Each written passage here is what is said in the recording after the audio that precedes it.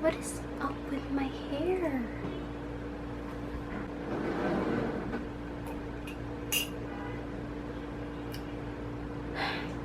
Okay, hi! I'm Cherry and you've stumbled upon my channel, and today we're going to be talking about my November wrap-up. Last November, I read a total of 8 books. Granted, they are very short. I had a really weird reading month. Like, my reading mood was all over the place.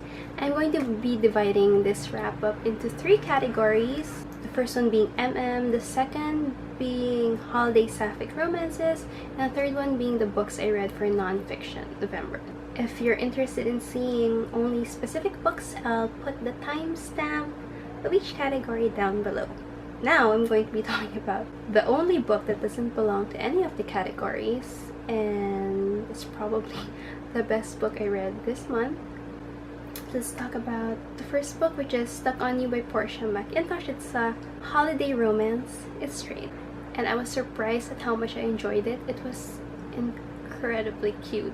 In Stuck on You, we follow Sadie, who works as a PA for the great Damien Banks, who is a famous photographer. From doing his laundry to buying presents for his family to breaking up with his girlfriends, Sadie pretty much does it all. Damien is a very high maintenance boss, and she finds solace with her desk share buddy, who she has never met. They just literally share a desk, but not at the same time. That's also how the book was marketed, which I think was pretty misleading, and that's the only thing about this book that I found iffy. Like, it's marketed in a way that you would think we're following Sadie and Adam's story as they progress from just being desk share buddy to friends. For like 90% of the book, we're following Sadie and Damien. They spend Christmas together. Don't worry, that is not a spoiler, but they spend Christmas together. They do a lot of Christmas activities, and I just think that I go into a book expecting something and then getting something else. Like, I wasn't completely disappointed considering the story was super cute. Like, it was really cute, but I expected something different. Like, I expected Adam to be more in the picture, and then after a while you kind of realize, oh wait, okay. So you kind of, connect the dots, but I'm not gonna say anything more. I recommend reading it. It's a cute holiday romance. There are a lot of holiday activities, and it has one of my favorite tropes, friends to lovers, but I'm not going to say any more than that. I feel like you should read the book for yourself because it really is adorable. It's super cute. It is. I was honestly surprised at how much I loved it.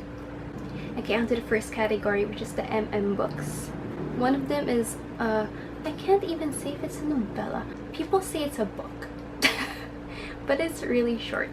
And then the other one is a poetry collection. I will explain a bit how those two are connected, but let's talk about the first MM book I read, which is Lie With Me by Philippe Besson. Lie With Me is about a whirlwind love affair between 2 high school boys, Philippe and Thomas. We follow Philippe's point of view. It's mostly told in the present, and then Philippe reminisces about the past, and in the past he narrates the secret romantic and sexual encounters he has with Thomas, and how a situation eventually forces them apart. And in the present, Philippe has become a very successful writer, and he's completely out of the closet. During an interview at a hotel lobby, he notices that someone passing by bears a very striking resemblance to his first love. So he immediately drops the interview and walks out and follows him. Heartbreaking shit ensues. When I say heartbreaking, I literally mean heartbreaking.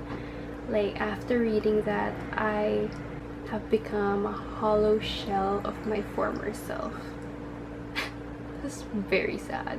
The writing for this book was beautifully detailed. I thought Molly Ringwald did an amazing job translating. It's a pretty short read and I'm a very slow reader. Like, I can't even finish a 99-page book in a single day. But this one, I finished in a single day. I was totally engrossed in the story and I really wanted to root for them and find out what happened. But okay, honestly speaking, I didn't expect the ending. I mean, I didn't expect a happy ending at all, but I didn't expect the ending I got. Like, I did not expect that at all. I don't know, just read it, but I advise with caution. Trigger warnings for internalized homophobia. It's an amazing book, but it's really sad. And then the next book I read is a poetry collection. It's Crush by Richard Siken. Now, the reason I read Lie With Me was basically because of this poetry collection. Reads Rainbow, one of my favorite book bloggers, wrote a post where they matched a book to certain lines of Richard Siken's poetry. I'll link that blog post down below. It's really fun to read and you get like really good recommendations. But basically, they describe Lie With Me as nothing short of heartbreaking. So obviously, being a masochistic and gay-ass motherfucker, I just had to read it. And then I read the poetry collection after reading Lie With Me. This poetry collection is described as confessional, gay, savage, and charged with violent eroticism. Although, honestly speaking, for the most part, it felt like word vomit. And that is the nicest way I can put it. Not to say there aren't any beautiful lines, because when there are, they were absolutely gorgeous. But half the time, I was confused. I was very confused. I did enjoy it, but again, it was mostly very confusing. So let's move on to the sapphic holiday romances. I read 2 novellas and 1 book. Granted, these are all books, right? I gave all of these 3 stars. They were just okay. I enjoyed them, but they were nothing spectacular. Like, I guess that's how I'm going to summarize this portion.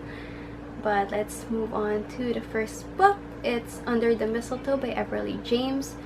It's an enemies to lover holiday romance between 2 writers. One of them is renowned and the other one is an aspiring writer, and they meet at a writer's retreat.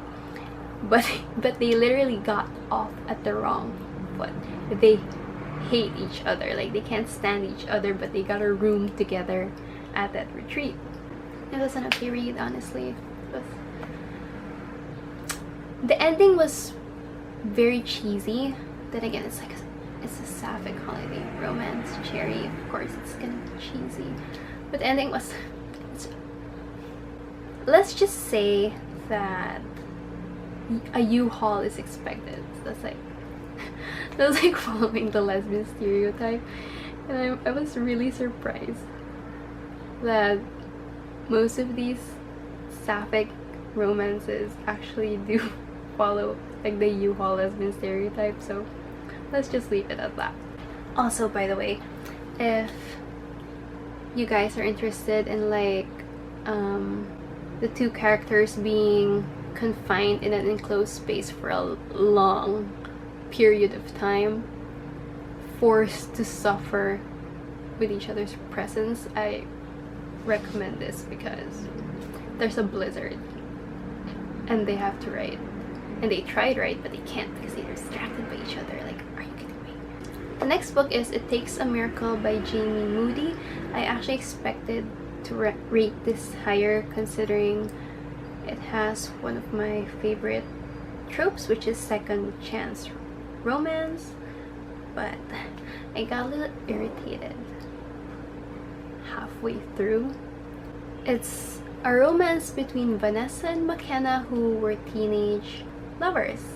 Every Christmas, Vanessa goes back to the town where her grandparents live, and then she met McKenna there. And then one Christmas, Vanessa's mom literally forced them apart, threatening McKenna's reputation. So what Vanessa did was that she sent McKenna a final letter telling her not to contact her anymore.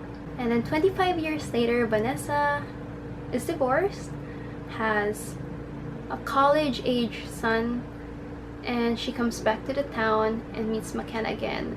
And it seems like their feelings for each other haven't changed. Could they be each other's Christmas miracle? Honestly, the amount of times they said the words Christmas miracle, I kind of just got annoyed. I was like, okay, we're done. I get it. Okay, they're each other's Christmas miracle. Okay. I don't really have much to say about it considering it's short. I love the second chance aspect. I loved the son. What is his name again? I don't remember his name. But I loved him. He was so funny and he was so sweet. The husband, the ex-husband, I mean, was also incredibly sweet, incredibly open-minded. Like, he and the son were such cool characters, and I was like, oh, okay, the son got it for me. And there were a lot of steamy scenes as well, but it was mostly fluff. Like, fluff. When I tell you the amount of hand holding and kissing they did, I was like, as someone who inhales angst, fluff just, my heart cannot handle fluff, especially in that amount, in copious amounts. I am sweating. The last sapphic holiday romance I read in November was Christmas on Emerald Mountain by Karen Malone. It's about Carmen, who hasn't had snow on Christmas for the last 10 years because her family preferred palm trees and sandy shores. But as a change of pace, her dad decides to book a cabin in snow-capped Emerald Mountain. The entire family is pretty skeptical, like, why trade palm trees and tropical weather for a ski resort? And there, she meets Joy, who actually really fits her name. This is a fucking farce. I ran out of memory card space. Joy has lived her whole life on Emerald Mountain and has seen people from all walks of life come and go from the resort town. So there's really not a lot of permanence in her life. But meeting Carmen, Joy comes to hope that this is more than just a fleeting vacation romance. This is a bit insta-lovey. Okay, a whole lot of insta-lovey, but this was really cute. There were a lot of Christmas activities, and this book also emphasized like the importance of family.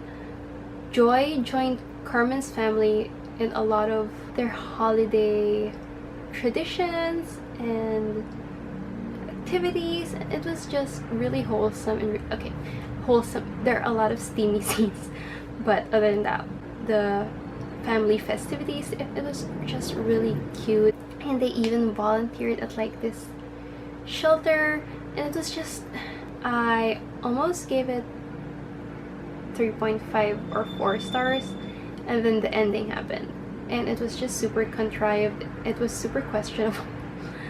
So I knocked it down to like 3 stars, but it was still, I really enjoyed it. I surprisingly enjoyed it. I didn't think I would. I really wasn't excited to read this, but after reading it, it was okay. Like, suspension of disbelief at the end, but the rest, super cute. Now we are on to the last category, which is the books I read for nonfiction November. Now, if there's one bookish fact you need to know about me, is that the only nonfiction books I read are memoirs, specifically mental health memoirs, and more specifically, eating disorder memoirs. The odd thing is, I joined nonfiction November halfway through. Like, I saw some books on Kindle Unlimited and I was like, okay, you know what, I'm joining nonfiction November. And the first book that caught my eye was Emancipated Love Junkie, Liberating Myself from Anorexia by Rachel Wilshusen. Okay, that was such a mouthful.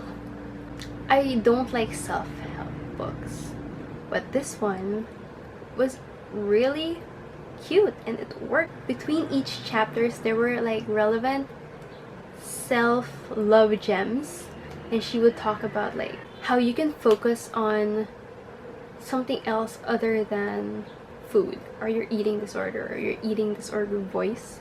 It was surprisingly really helpful, and the self-love gems were incredibly cute. By the way, oddly enough, this doesn't have like a summary on Goodreads. I just saw it on Amazon, was like, okay, you know what, I'm gonna add this week in the library. And the last book we're going to be talking about is Anna, Memoir of Anorexia Nervosa by Cyan Centeno.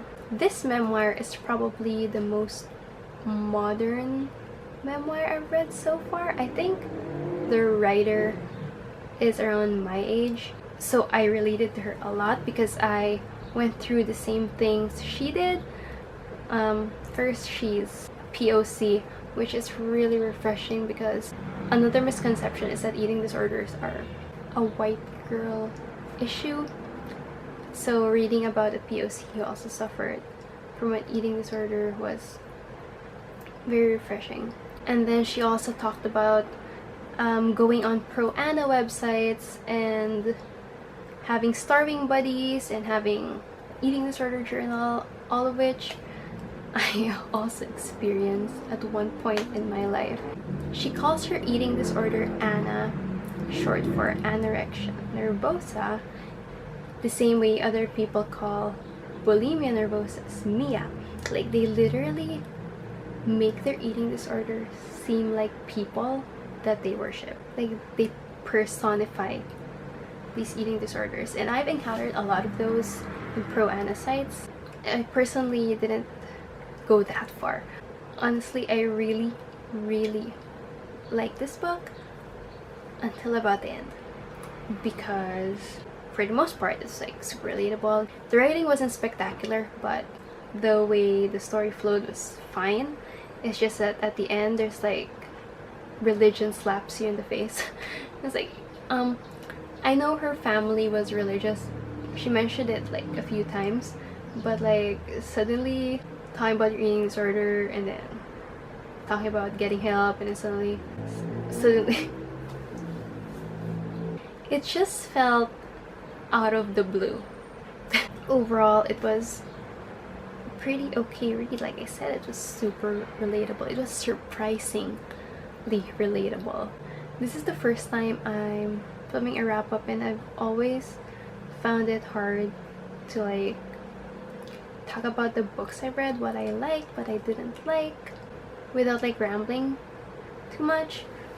On my blog, I always like post entries talking about books I've read in length, but I'm in video form, it's just a little hard for me because I'm very new at this.